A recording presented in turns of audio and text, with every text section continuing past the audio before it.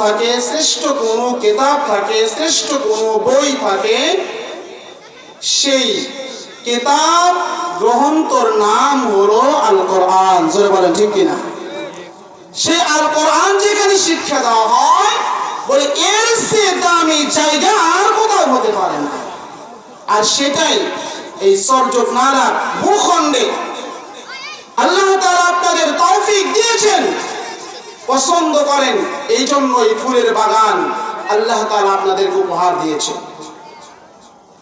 এটা অনেকেই বোঝে, অনেকেই বোঝে না, অনেকেই ভালো মনে করে, অনেকেই খারাপ মনে করে, কিন্তু যারা খারাপ মনে করে তাদের কপাল পোড়া। কেন? আল্লাহ পাক রব্বুল আলামিন বলেন, তুমি যদি মনে করো যে এই মাদ্রাসাটা এটা ভালো নয়, যেই মাদ্রাসায় তলবে ইলম পড়াশোনা করলে দামি কোনো ব্যক্তি হতে পারে না, দামি কোনো মানুষ হতে পারে না, ভালো শিক্ষা অর্জন করে না, আমার আল্লাহ তাআলা বলেন তুমি যদি এটা মনে করো তাহলে তোমার ভুল ধারণা। কারণ আমি আল্লাহ তাআলা কোরআন যেখানে শিক্ষা দেওয়া হয়, আল্লাহ পাক রব্বুল আলামিন বলেন ওই জায়গায় আমি আল্লাহ তাআলা এত পছন্দ করি, আর ওই জায়গাটাকে যে ব্যক্তি ভালোবাসে আমি তাকেও পছন্দ করি। আল্লাহর পয়গম্বর যখন কোরআনের দাওয়াত দিতেন, কোরআনের আলোচনা যখন করতেন, অনেকেই শোনার জন্য অনেক দূর থেকে হাঁটি হাঁটি পা পা করে কষ্ট করে আল্লাহর পয়গম্বরের কোরআন শোনার জন্য আসতেন। আল্লাহর পয়গম্বর যখন কোরআনের দাওয়াত দিতেন, কোরআনের দাওয়াত করে শোনার জন্য, কোরআনের দাওয়াত গ্রহণ করার জন্য তিনি অন্য কোনো চিন্তা ভাবনা করেন নাই। আল্লাহর পয়গম্বর দাওয়াত দিয়েছেন, সাথে সাথে মুসলমান হয়ে গেছে। আজ যারা কোরআনের দাওয়াত যারা গ্রহণ করেছেন, আমার আল্লাহ তাআলা আসমান আর জমিনের ভিতরে আল্লাহ তাআলা তাদেরকে দামি বানাইছেন। বলে কেমন দামি? 1450 বছর আগে যারা কোরআনের দিকে, যারা কোরআনের আহ্বানে যারা সাড়া দিয়ে ইসলাম গ্রহণ করেছেন, আমার আল্লাহ তাআলা তাদের নামগুলি এখনো পর্যন্ত দুনিয়ার ভূখণ্ডে, সারা পৃথিবীর ভূখণ্ডে তাদের নামগুলো প্রতিটি মুসলমানের জবানে দিয়েছেন। জোরে বলেন ঠিক কিনা? আমরা সবাই জানি হযরত ওমর রাদিয়াল্লাহু তাআলা আনহু ছিলেন একজন কাফির, হযরত আবু বকর সিদ্দিক রাদিয়াল্লাহু তাআলা আনহু ছিলেন ঈমানহীন। যখনই আল্লাহর পয়গম্বর বললেন, ওগো ওমর, ওগো আবু বকর, আমি তো নবী হয়েছি, তোমাকে দাওয়াত দিলাম, তুমি কি বলো? বলে মুহাম্মদ বলেছে, আর চিন্তা ভাবনা করার দরকার নাই, ইসলাম গ্রহণ করেছে। ওমর যখন তার সমস্ত কওমের ভিতরে নওজোয়ান যুবক ছিলেন, সাহসী যুবক ছিলেন। বলে কেমন সাহসী যুবক? ওই সময় যারা ওই কওমের ভিতরে যারা বড় বড় মাতব্বর ছিলেন, তারাও তাকে দেখে ভয় পাইত। ওমর যা বলতো তাই করতো, এমন সাহস ছিলেন। আল্লাহ তাআলার পয়গম্বর আল্লাহ তাআলার কাছে দোয়া করেছেন, দোয়ার বদৌলতে হযরত ওমর রাদিয়াল্লাহু তাআলা আনহু কোরআনের দাওয়াত গ্রহণ করে ইসলামের ভিতরে তিনি অন্তর্ভুক্ত হয়ে গেছেন। আর আমার আল্লাহ তাআলা বলেন, ওগো ওমর, তুমি যেহেতু আমার কোরআনকে মহব্বত করেছো, আমার ইসলামকে তুমি মহব্বত করেছো, আমার দ্বীনের ভিতরে তুমি অন্তর্ভুক্ত হয়েছো, আমার পয়গম্বরকে তুমি মহব্বত করেছো, ও বড়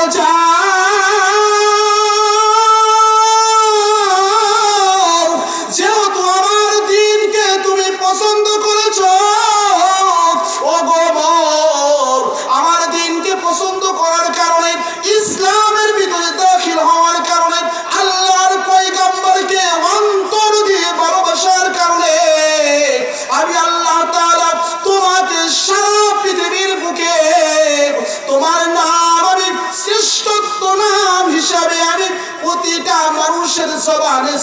দিয়ে দিলাম, আমি তোমার উপর খুশি হয়ে গেলাম, আমি খুশি, আমার রাসূলও খুশি হয়েছেন, সারা পৃথিবীর মানুষ তোমাকে সম্মান করবে। এটা দুনিয়ার কোনো কারণে হয় নাই, দুনিয়ায় কোটি কোটি টাকার কারণে হয় নাই, এটা একমাত্র হয়েছে এই কোরআনের কারণে। সরে বলেন ঠিক কিনা? আমার আল্লাহ তাআলা বলেন, আল্লাহর পয়গম্বর যখন দাওয়াত দিতে গেছেন, অনেক ব্যক্তি এরকম আছে আল্লাহর পয়গম্বরের দাওয়াতকে পছন্দ করতেন না, কোরআনের দাওয়াতকে পছন্দ করতেন না। ওই সময় যারা কাফের ছিল, বেঈমানওয়ালা ছিল, আল্লাহর পয়গম্বরকে কষ্ট দেওয়ার জন্য, মুসলমানদেরকে কষ্ট দেওয়ার জন্য, কোরআনী কাজে বাধা প্রদান করার জন্য আল্লাহর পয়গম্বর যখনই কোরআন তেলাওয়াত করতেন, তখন কাফেরেরা বলতো, এই কাফেরেরা, তোমরা কি আব্দুল্লাহর ছেলে মুহাম্মাদের এই কোরআন তেলাওয়াত শুনবানি? বলে না, আমরা শুনবো না। বলে এটা শোনা যাবে না। বলে আমরা তাহলে কি করব? তখন ওই সময় সমস্ত কাফের বেঈমানেরা হট্টগোল সৃষ্টি করলো, এমন ভাবে গ্যাঞ্জাম শুরু করে দিল যাতে ওই কোরআন তেলাওয়াত অন্যান্য সমস্ত লোকেরাও শুনতে না পারে। আমার আল্লাহ তাআলা বলেন, ওয়াকালাল্লাযীনা কাফারু লা তাসমাউ লিহাযাল কুরআনি ওয়ালগাউ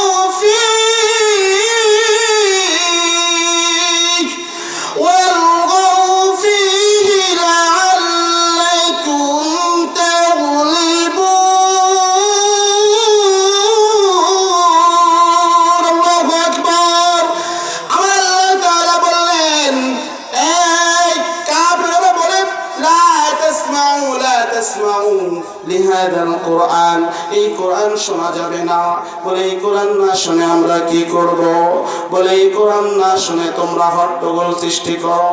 তোমরা যদি হট্টগোল সৃষ্টি করো আর ওই মুসলমান না কোরআন শুনতে পারবে না, মুহাম্মাদের দরবারি হবে না, মুহাম্মাদের দিকে তারা আকৃষ্ট হবে না, ইসলামে তারা দাখিল হবে না, তখন তোমরাই বিজয়ী হইবা। লাআল্লাকুম তাগলিবুন। নাউযুবিল্লাহ। এই জন্য বলবো, ও সরজকনার আল্লাহর গোলামেরা, আল্লাহর বান্দা বান্দিরা, তোমাদের কপাল এত ভালো, তোমাদের কপালটা এত ভালো যে তোমাদের ভূখণ্ডে আল কোরআনের চর্চা হচ্ছে, তোমাদের ভূখণ্ডে ছোট্ট ছোট্ট মাসুম তরবেলেমেরা তোমাদের রাস্তা দিয়ে ঘোরাফেরা করে। এই কাফিরেরা অনেক চেষ্টা করছে কোরআনকে নষ্ট করার জন্য, যে এই কোরআন চলতে দেওয়া যাবে না। যখনই আল্লাহর পয়গম্বর দাওয়াত দিয়েছেন, তখন তারা বলেছে, এটা কোরআন না, এ হলো জাদু। নাউযুবিল্লাহ। ইন হাদা ইল্লা সিহরুম মুবিন, স্পষ্ট জাদু। এই কথা বলে আখ্যায়িত দিয়েছে। আবার যখন না পেরেছে, তখন কাফেরেরা বলেছে, এইটা কোরআন নয়, এইটা আল্লাহ তাআলার বাণী নয়, এইটা হলো মুহাম্মাদের বানানো কথা। আমার আল্লাহ তাআলা আল্লাহর পয়গম্বরকে বললেন, ওগো পয়গম্বর, ওগো হাবিবুল্লাহ, আপনি মন খারাপ করিয়েন না, আপনি মন খারাপ করিয়েন না, আপনি রাগ করিয়েন না। আপনি কুলুন আফতারা, এই তারা কি বলে? তারা কি বলে যে এটা তোমার বানানো কোরআন। কুল ফাতু বিসূরাতিন মিথলিহি ওয়াদউ মান ইসতাতাতুম মিন দুনিল্লাহি ইন কুনতুম সাদিকিন। আল্লাহু আকবার। আমার আল্লাহ তাআলা আল্লাহর পয়গম্বরকে বলেন, ও পয়গম্বর, তুমি কাফেরদেরকে বলো যে তোমরা যদি মনে করো আমি মুহাম্মদ এই কালামুল্লাহ বানিয়েছি, তাহলে তুমি এর মতো একটা সূরা তুমি নিয়ে আসো। এই সূরাটা তোমাদের নিয়ে আসতে হবে না, তোমরা আল্লাহ ছাড়া যাকে তোমাদের সহযোগী মনে করো তাদেরকে একত্রিত করে হলেও তোমরা নিয়ে আসো। আমার আল্লাহ তাআলা বলেন, আম ইয়াকুলুনা ইফতারা কুল ফাতু বিসূরাতিন মিথলিহি ওয়াদউ মান ইসতাতাতুম মিন দুনিল্লাহি ইন কুনতুম সাদিকিন। আল্লাহু আকবার। আল্লাহর পয়গম্বর বললেন, তোমরা এই সূরার মতো এর মতো একটা সূরা তোমরা বানায়া নিয়ে আসো। কাফেরদের বললেন, তোমরা যদি সত্যবাদী হও তাহলে তোমরা একটা সূরা হাজির করো নিয়ে আসো, কিন্তু তারা আজ পর্যন্ত পারে নাই। আমার আল্লাহ তাআলা আরো বলেন, আম ইয়াকুলুনা ইফতারা কুল ফাতু বিআশরি সুওয়ারিন মিথলিহি ওয়াদউ মান ইসতাতাতুম মিন দুনিল্লাহি ইন কুনতুম সাদিকিন। অন্য আয়াতে আল্লাহ তাআলা বলেন, ওগো নবী আপনি বলেন, এর মতো যদি তারা 10টি সূরা যদি বানাইতে পারে, তারা যাদেরকে ইচ্ছা দেখে আমি আল্লাহ তাআলাকে সারা জমা করে একত্রিত হয়ে সবার চেষ্টা প্রচেষ্টায় তারা যদি বানাইতে পারে, আর এটা তারা যদি সত্যবাদী হয় তাহলে নিয়ে আসতে বলো, কিন্তু তারা পারে নাই। আমার আল্লাহ তাআলা আরো বলেন, শুধু তাদেরকেই নয়, মানুষ এবং জিন জাতি উভয়কে মিলাই আল্লাহ তাআলা বলেছেন, তোমরা সবাই মিলে একটা সূরা বানায় নিয়ে আসো, এই কোরআনের মতো একটা কোরআন বানায় নিয়ে আসো, কিন্তু তারা পারে নাই। আমার আল্লাহ তাআলা বলেন, কুল্লা ইন জাতামাতিল ইনসু ওয়াল জিন্নু আলা আইয়াতু বিমিথলি হাদাল কুরআন। আল্লাহু আকবার। কুল্লা ইন জাতামাতিল ইনসু ওয়াল জিন্নু আলা হাদাল কুরআন লা ইয়াতুনা বিমিথলিহি ওয়ালাউ কানা বা'দুহুম লিবা'দিন যাহিরা। আমার আল্লাহ তাআলা বলেন, এ নবীজি আপনি বলেন, কাফেরদেরকে আপনি বলেন, তোমরা মানুষ এবং জিন জাতি সবাই একত্রিত হয়ে তার মতো একটা সূরা নিয়ে আসো, সবার সহযোগিতা নিয়ে যদি তোমরা পারো নিয়ে আসো, এই কোরআনের মতো একটা কোরআন বানায় নিয়ে আসো, কিন্তু কেউ পারে নাই, আজ পর্যন্ত কেউ পারে নাই। অন্যায়তে আল্লাহ তাআলা এটা যে আসল কোরআন এটা প্রমাণ দেওয়ার জন্য আরো বলেন সূরা বাকারার ভিতরে, ওয়া ইন কুনতুম ফি রাইবিম মিম্মা নাযালনা আলা আবদিনা ফাতু বিসূরাতিন মিন মিথলি ওয়াদউ শুহাদাআকুম মিন দুনিল্লাহি ইন কুনতুম সাদিকিন। আল্লাহু আকবার। আমার আল্লাহ তাআলা বলেন, এই কিতাবের ভিতরে কোনো সন্দেহ নাই, কারণ এই কিতাবটা স্বয়ং আল্লাহ তাআলার পক্ষ থেকে এসেছে। এরপরেও তোমরা যদি সন্দেহ করো তাহলে এর মতো একটা সূরা নিয়ে আসো, তোমরা যদি সত্যবাদী হও তাহলে এর মতো একটা সূরা নিয়ে আসো। আল্লাহ তাআলা পরে বললেন, ফাইল্লাম তাফআলু ওয়া লান তাফআলু ফাত্তাকুন নারাল্লাতী ওয়াকুদুহান নাস ওয়াল হিজারা। আমার আল্লাহ তাআলা বললেন, ও নবীজি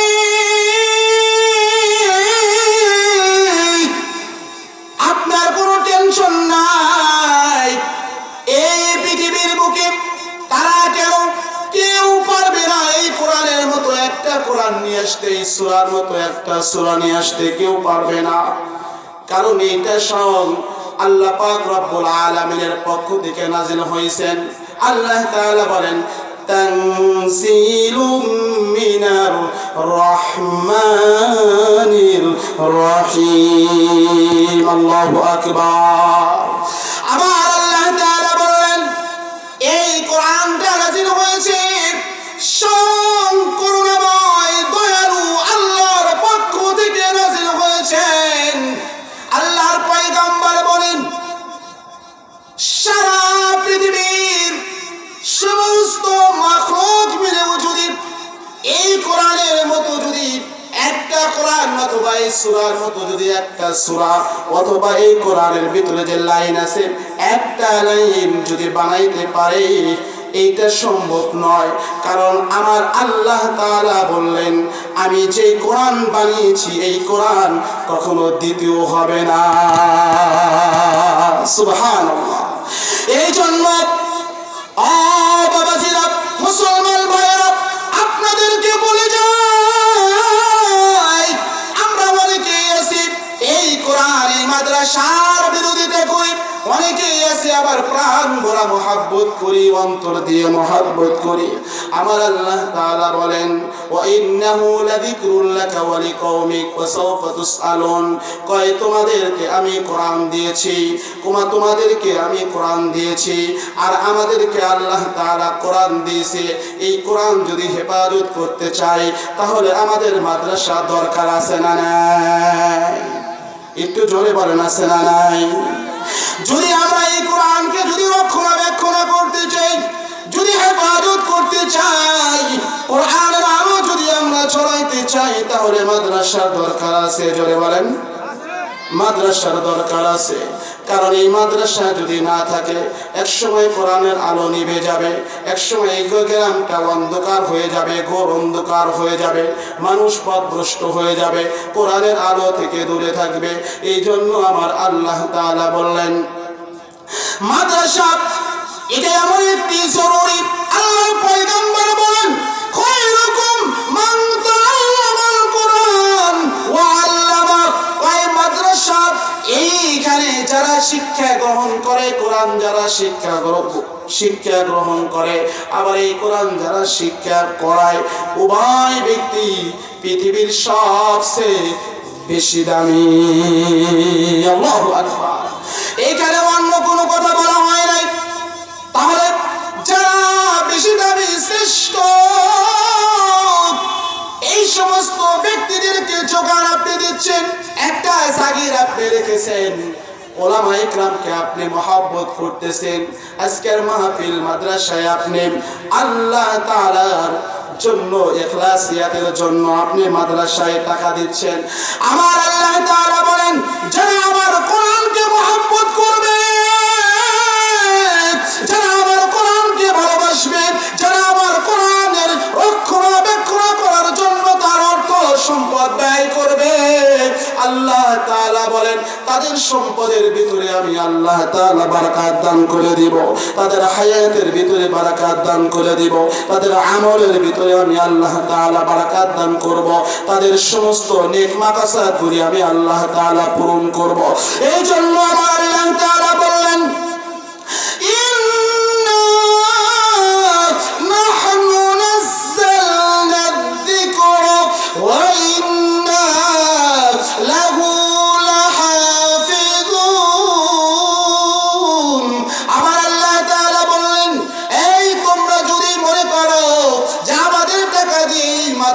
চলে, আমাদের টাকা দিয়ে কোরআনের রক্ষণাবেক্ষণ হয়, আমাদের টাকা দিয়ে আমরা কোরআনের হেফাজত করি, বলে না তুমি যদি বিরোধিতাও করো, আমি আল্লাহ তাআলা যেহেতু কোরআনকে নাযিল করেছি, আমি আল্লাহ তাআলার কালামুল্লাহ আমি দুনিয়াতে প্রেরণ করেছি রাসূলের মাধ্যমে, আর আমি আল্লাহ তাআলাই আমার কোরআনকে হেফাজত করব। এই জন্য অনেকেই আছে যারা মাদ্রাসার বিরোধিতা করেন। আপনি যদি মাদ্রাসার বিরোধিতা করেন, মনে রাখেন এর জবাব আপনাকে একদিন দিতে হবে, এর কৈফিয়ত একদিন আপনাকে দিতে হবে। ওয়াসাউফা তুসআলুন। আর আপনাকে জিজ্ঞাসা করা হবে যে আপনাকে আমি কোরআন দিয়েছিলাম, সেই কোরআন অনুযায়ী আপনি আমল করেছেন কিনা, সেই কোরআনকে আপনি মহব্বত করেছেন কিনা। আর এই কোরআনকে যদি মহব্বত না করেন, মনে রাখিয়েন আমার আল্লাহ তাআলা আখিরাতে আদালতে আপনাকে ধরবে।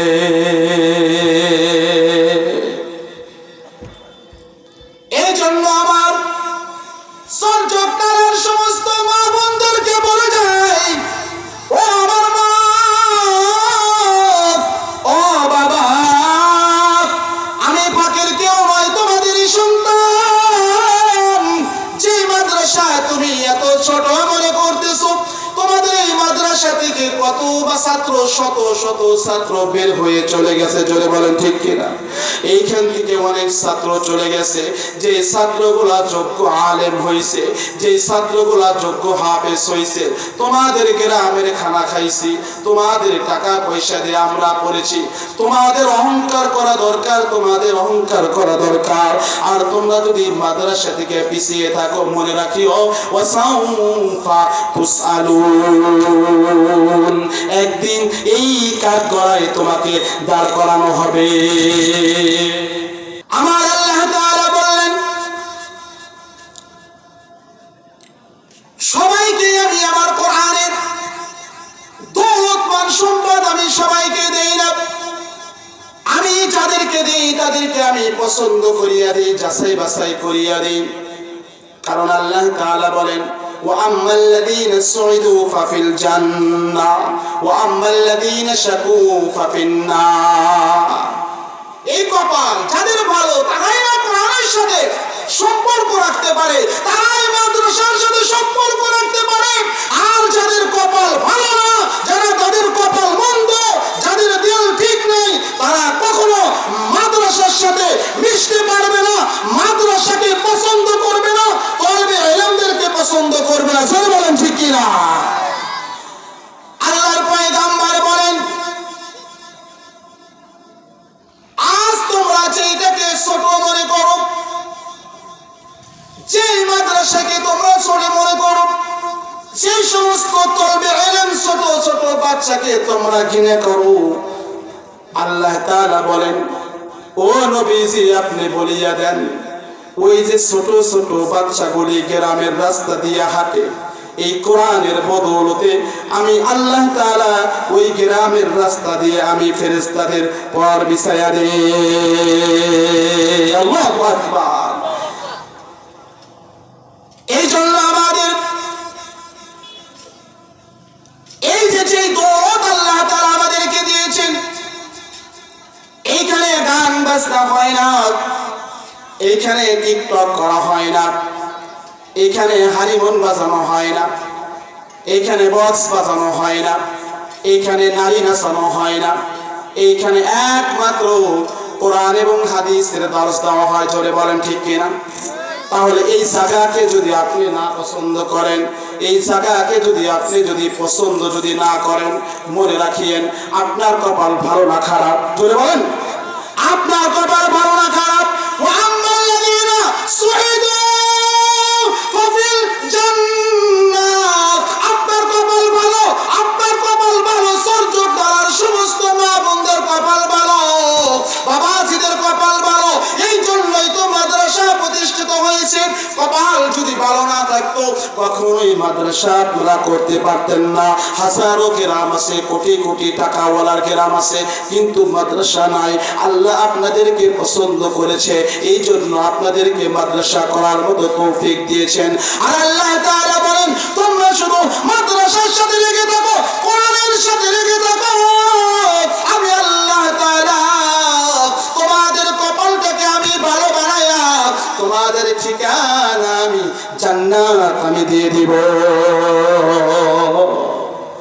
আর যাদের কপাল মন্দ, এই যারা আল্লাহর পয়গম্বরের হাদিসকে যারা অস্বীকার করে, যারা মাদ্রাসাকে পছন্দ করে না, আড়ালে চাষটারে দোকান ঘাটে মাসারে বসে তারা সবসময় মাদ্রাসা নিয়ে, ওলামায়ে কিরাম নিয়ে মন্দ কথা বলে, সমালোচনা করে, মনে রাখিয়েন একদিন ওই সমস্ত ব্যক্তিদেরকে ধরা হবে।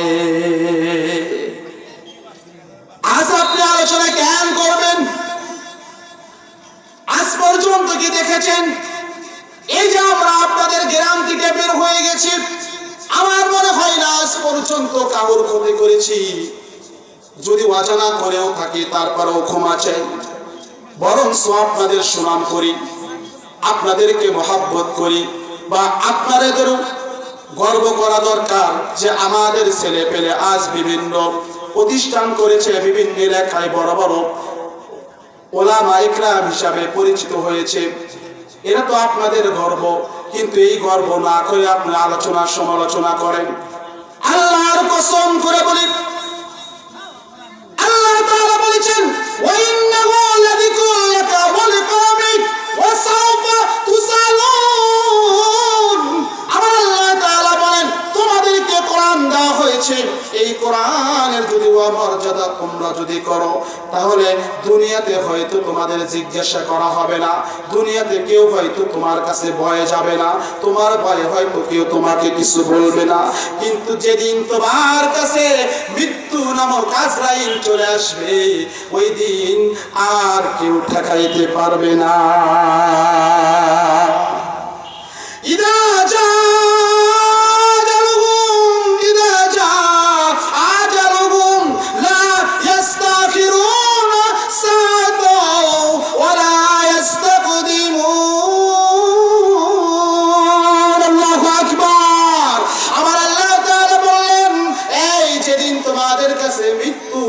আজরাইল আসবে, ওই দিন আজরাইল আসার পরে তুমি হয়তো বলবা ওগো আজরাইল ভাই আমি তো মৃত্যুর জন্য প্রস্তুতি নয়, আমি তো কোনো আমল করতে পারি নাই, আমি তো কোনো কিছু করতে পারি নাই, 5 ওয়াক্ত নামাজ আমি পড়ি নাই, আমি উলামায়ে কেরামের বিরোধিতা করেছি, আমি কওমি মাদ্রাসার বিরোধিতা করেছি, আমি যোগদানা মাদ্রাসার বিরোধিতা করেছি, আমি সমস্ত তলবে ইলমদের বিরোধিতা করেছি, ওগো ভাই আমাকে একটু সময় দাও, আমি একটু মাপ চেয়ে নিব। আজরাইল বলবে না না, তোমার যে মৃত্যুর টাইম এর 1 সেকেন্ড আগেও আমি তোমার জান কবজ করব না, ওয়ালা ইস্তাকদিমুন, এবং 1 সেকেন্ড পরেও আমি তোমার জান কবজ করব না। এই দুনিয়ার ভিতরে অনেক রাজা বাদশা কোটি কোটি টাকার মালিক তাদের কাছে আজরাইল এসেছে, তাদের জান কবজ করেছে, নাকি এরকম কোন নজির আছে যে আজরাইল এসেছে টাকার বিনিময়ে চলে গেছে? এরকম নজির আছে নেই?